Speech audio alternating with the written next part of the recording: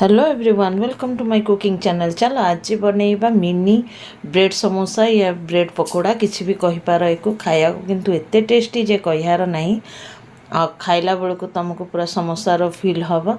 तो चलो देखी नवा मु को भाया भाव बनाऊे एठी।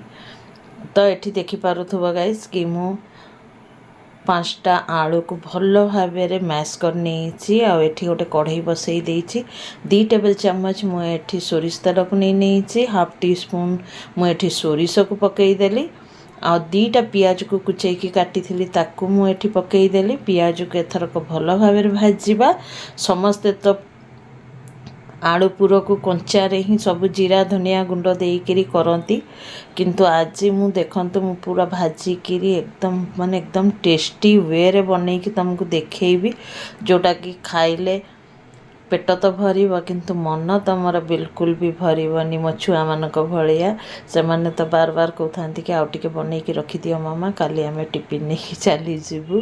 तो ये मु अदा रसुण paste 1 teaspoon half teaspoon हलदी पाउडर 1 टीस्पून मुझे सांबर मसाला को नहीं नेली जोटा कि खाया को बहुत ही टेस्टी लगे। मो वे रे थरे बन देखु गाइस बहुत टेस्ट लगे खाया को। तो एक भल भाव मैंने भाजी नवा माने जलैबानी भाजीबा बास भाजी साइला पर एठी मु आलू जो चकटिकी रखी थी 4-5टा आलू को ताकू पकईदवा पकईकरी मसला को तैयार करवा। तेमे यही मसला रे तेमे खाली ब्रेड पकोड़ा ही बनईबनी यही मसला रे तेमे समोसा भी बनई पार तेमे आलू पूरा परोटा भी बनई पार बहुत ही टेस्टी लगे खाया को। से मु बेसिकी बनई दिए मसला को स्वाद अनुसार लुण को देदेली देकरी एक भल भाव मिसई नवा। सतरे कहूँ गाइस जदि वीडियोटा देखिक तुमको टिके भी भल लगे तेबे ही लाइक कमेंट शेयर कर और सब्सक्राइब कर ना जदि भल न लगे बा खाई मो रेसिपी को तुमको भल लगिलानी ताहले तेमे एको डिसलाइक भी करिपार कौन सी भी मोर ऑब्जेक्शन नहीं कारण मु जाने कि मो रेसिपी माने एकदम नंबर 1 बनिकी तैयार हुए। ऊपर मु धनिया पत्र देकरी मुझे साइड कर नौची एथरक गोटे बेसन रो घोल बनई नवा। एठी मु 1.5 कप हाराहारी बेसन को नहीं ताकू गोटे सेमी थिक वाला गोटे बैटर बनई दवा। हाफ टी स्पून एठी हलदी पाउडर को दे दउची एठी मु 1 टीस्पून चिली फ्लेक्स को दउची टिके ना को ऊपर लेयर टा भी राग राग रहिले पूरा मजा आसी जीवो सेइथि पई कि स्वाद अनुसार लूण को दे दवा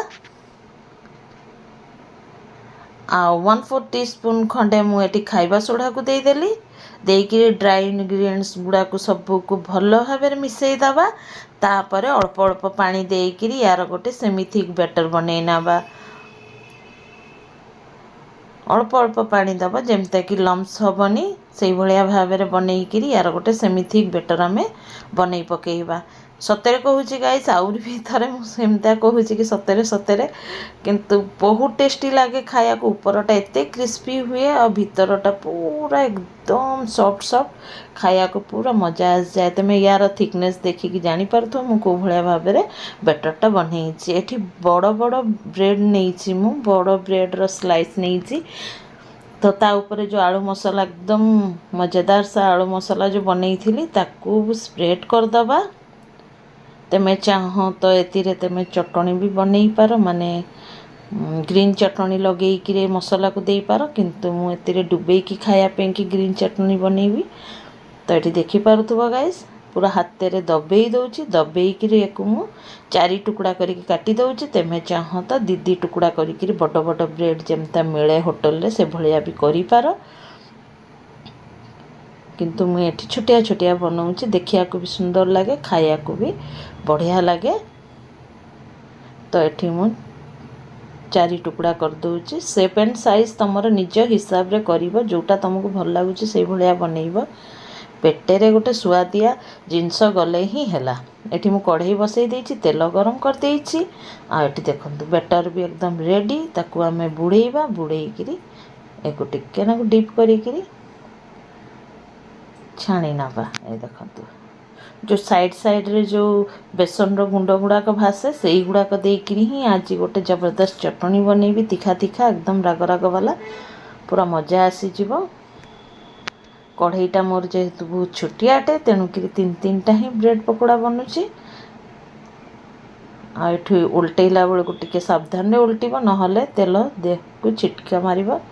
तो ये मोटे माने छुरी साहाय्य ही उल्टे पकेली सावधानी रे। आ यार कलर तुम देखिपार पूरा गोल्डन कलर हो जाइए। तो एक एथरक बाहर करदबा। पूरा एकदम क्रिस्पी होकर पूरा छुणा आ बेसी माने तेल भी पीबनी, बहुत कम तेल पिए। मु केते तेल पकई तुमको मु छाणिकी भी देखईदेवी केते कम तेल पीब। तो आउ गोटे बैच भी तैयार हो गला। बहुत जल्दी बनिकी तैयार हो जाए एकदम फटाफट रे। पिला मानक परीक्षा शेष हो जाइए तो से कहले मम्मा किसी बढ़िया करी बनाओ। मो चटणीर ये देखई पारली नहीं। देखो मु पिसी सारी जो छोट छोट गुंड गुड़ाक बेसन बुंदी भाया जो थाए ता दिहरे से गुड़ा को छाणिकी ता दिहरे धनिया पत्र टमाटर रसुण कंचा लंका देकरी मु पेस्ट बनई देइछि। आ चटणीटा खाया को बहुत ही टेस्टी यही भाया भाव चटणी बनइब।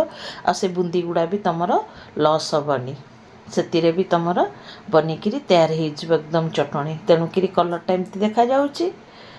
बहुत टेस्टी होता चटणीटा। ब्रेड पकोड़ा सांगे चटणीर एकदम कॉम्बिनेशन जबरदस्त होता। चलो मो पुआ एथरक तुमको गोटे खाईकिरी आ भांगिकी देखईदब कौ भाया भाव में। जदि वीडियोटा भल लगे गाइस मु फेर थर कहूँ तेबे ही तुम लाइक कमेंट शेयर और सब्सक्राइब कर। ये देखंतु मो पुओ को तो बहुत टेस्टी लगिला। आशा करे तम पिला माननकु तम घरर बड़ माननकु भी भल लगे। चलो गाइस फिर मिसबा नेक्स्ट वीडियो रे। Bye bye, take care, be safe guys and जय जगन्नाथ।